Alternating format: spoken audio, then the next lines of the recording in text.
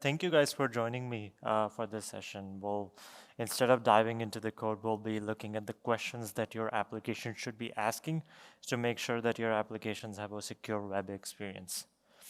So a little bit about myself. I'm involved in physics or math and mathematics research, specifically in quantum mechanics and game theory at SIUE. I also like biking as long as it's not too uphill, and I also do love Django, which is where this I got this idea for this adaptive security framework. Now, I'm a big advocate for open source, as I'm sure all of us are. And the problem really in security is that a lot of nonprofits do not have secure web firewalls to ensure a smooth web experience. As a matter of fact, according to NetHope's 2025 cybersecurity report, 70% of nonprofits reported increased risk of cyber exposure.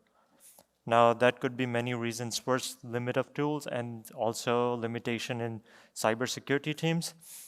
And the problem is, without a dedicated security team, it becomes really hard to defend against legitimate attackers. And that's what we are here to talk about. So this talk is divided into multiple validation techniques and what kind of questions each validation technique would be asking. So let's dive into header validation. Now, headers are the most important aspect of the security itself, and this is a classic example of what browser headers would look like, and this is what I got from what is my browser. You can look this up as well, and this basically lists you all the headers that you would basically see in a normal web request. The most important of these all are user agent and accept. And the questions that we would be asking is our application being flooded with headers? And flooding is one of the easier attack patterns to reason about because normal browser traffic is relatively static. Now, if I was going to the previous page multiple times, I can be very sure that the headers would look most of the time exactly the same, given that I'm using the same browser every single time, other than the timestamp. That's actually what makes flood detection more straightforward than subtle logic attacks. And usually flood traffic would be mostly repeating user strings or repeating accept request strings to flood your browser and eventually crashing your server. Now the other question is, are required headers missing? And missing required headers is more common and more useful because usually this behavior is often visible with suspicious bots. And bots do not really show browser-like activities. Now, that being said, not all bots are suspicious or malicious, so therefore you would want to be able to exempt the useful bots, such as the search engine bots. But most of these scraping bots usually do not have required headers, and therefore they're really easy to catch on the first run. Now, with that being said, the overall question that we are trying to ask in a header validation scheme is it coming from a real browser? And in our framework, we usually used a simple scoring system where the most important points for user agent and accept and extra points if it had more browser headers like accept language, accept encoding. And then based on the scoring system, you would decide whether to allow or block a request. Now that is for more of a scrapers, but it's very important to note that modern web attacks are not really all related to header validation techniques. And as a matter of fact, if I end up passing all my headers into a web request, I can easily bypass this very validation technique. So that's where keyword validation comes in place. Before I dive into what keyword validation is really targeting about, I will probably show this. And this is actually from my very own website approximately 10 minutes ago.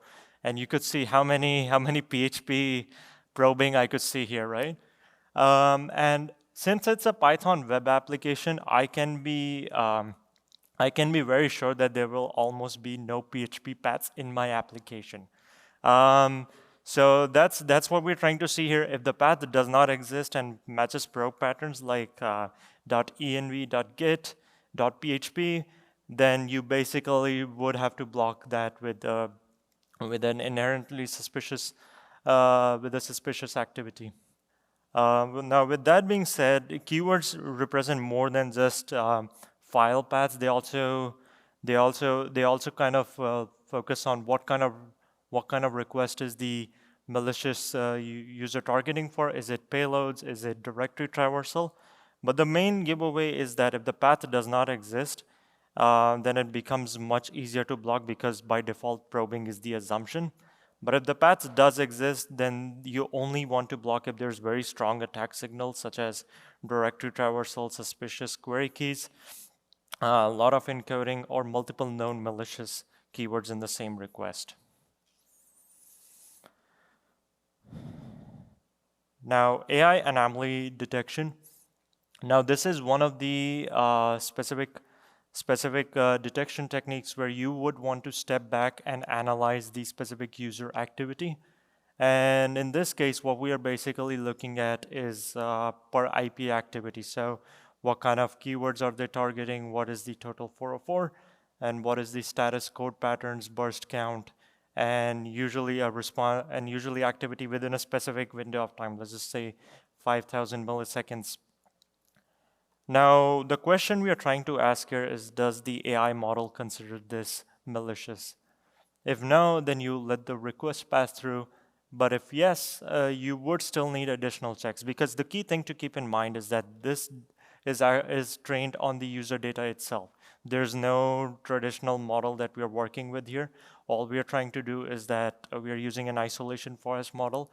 And it works best when you have lots of data so that it can point out what stands out. Now, assuming that you don't really have a very well-trained model in the beginning, then you still have additional validation checks such as repeated probing behavior, abnormal burst behavior, scanning style paths, or suspicious 405 patterns. The idea is that if you don't really have a very well-trained model, then that itself should not trigger blocking. Now, diving into what isolation forest model really is, it's a highly unsupervised model, and it's very efficient, which means that it scales well to large traffic logs, and it's very simple to retrain. It does not come with added cost.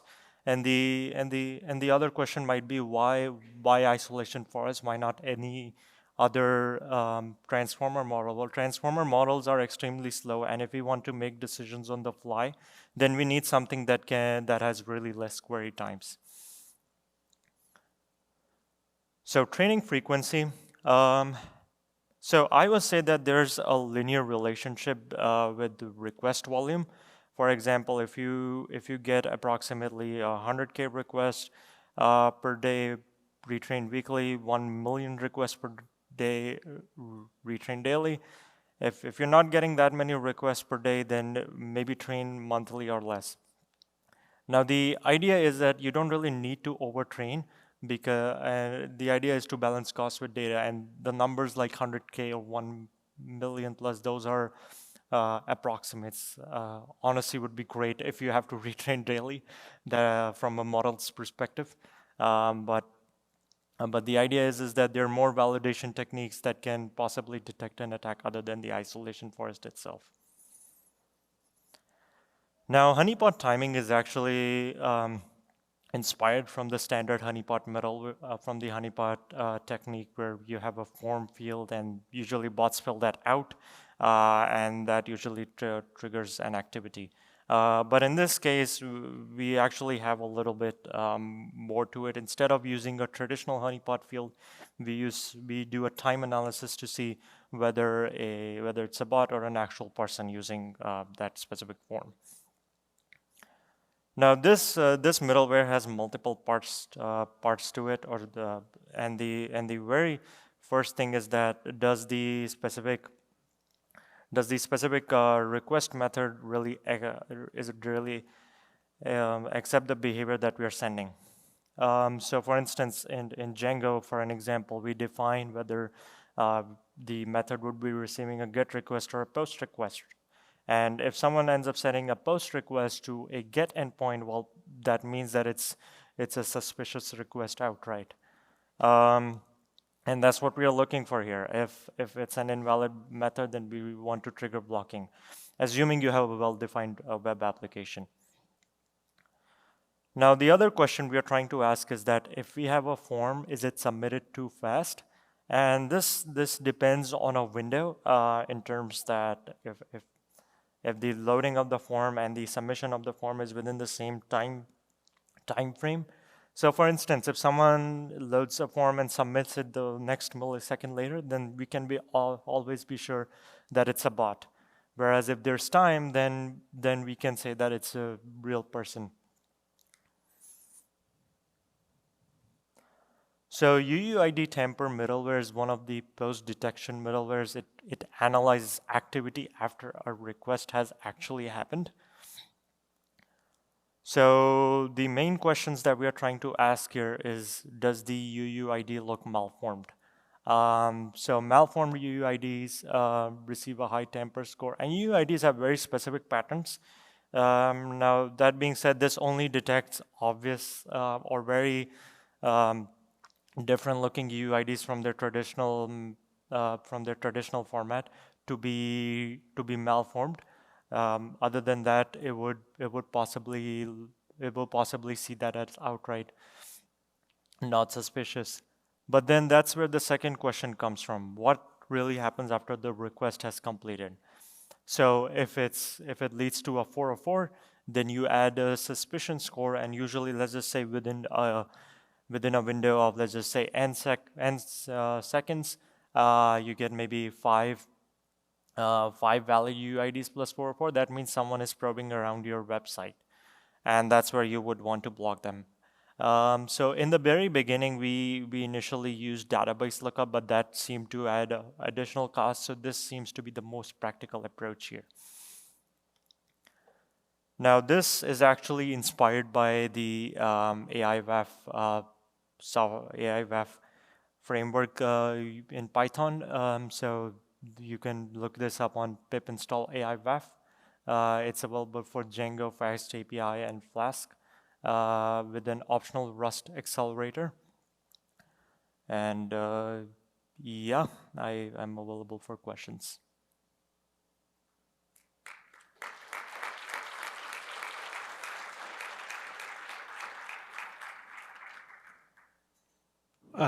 You mentioned the retraining of the models. Is that something you yourself are doing? Like, can you give more details on how that works?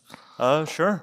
So let me go back to the model itself. So retraining of the model, in this case, the model retraining actually works two methods. First, it looks at the logs itself to curate the data so that we get it into this specific form. And once we have it in this specific form, we train an isolation forest model, which is basically, it's basically a tree, and mostly the outlier stands out. So there's two caveats to it. So that assumes that you have normal web traffic data. However, if your website gets a lot of, let's just say, suspicious or probing behavior, then it will say the normal request as an outlier. So that's how it works. I'm curious on the performance of this. Like, you add it onto the front, right? So like, how long does it take to make this decision? Like, how much time does it add to like the whole like web request? So I haven't really benchmarked, but I would say there was no noticeable slowdown, primarily because this model is actually implemented in Python, and I also have a Rust implementation for it. Do you mind explaining a little bit of like the system requirements to run this alongside your web app? Sure. So I mean, it's Python 3.8 plus Django, Flask, or FastAPI. It does have a Rust package as well, which is AIWAF Rust, which I think it's Python 3.10, 11, and beyond. But that also depends on what type of Linux or machine you're using. So if the Rust package is not available, the standard Python package is available for all versions. I think you described a lot of analyzing like headers and HTTP specifics. When it comes to designing systems that are just systems that can block or are capable of handling malicious traffic, how do they integrate with perhaps other types of like, I would say like lower down the stack, either like at the IP level, the TCP level? I guess when you're designing your systems, how do you really approach that? So that is a good question, but I would say that is not something I had to deal with, primarily because this is a web application firewall. So you're dealing at the application level, not really at the system level of things. Have you thought about how you might extend this to not just individual requests, but a series of requests from a malicious actor, especially with a lot of the AI tools now? We're finding that there's people creating kind of like chains of requests to get to something rather than just a single one-off request.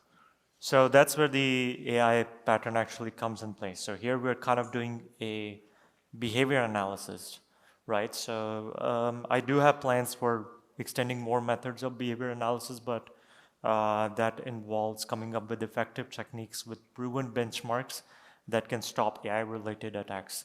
Now, the problem really with the current LLM era is that it becomes really easy to get past all the other middlewares except this one. So the question really becomes: is there more effective and faster approaches than isolation forest itself? So yeah, it's still in research, I would say. Thank you. Is it on GitHub? Yeah. I can share it later. It's not on the slides itself, but you could probably look it up, AI VAF on PyPI, and find the link there. AI VAF on PyPI, Python applications.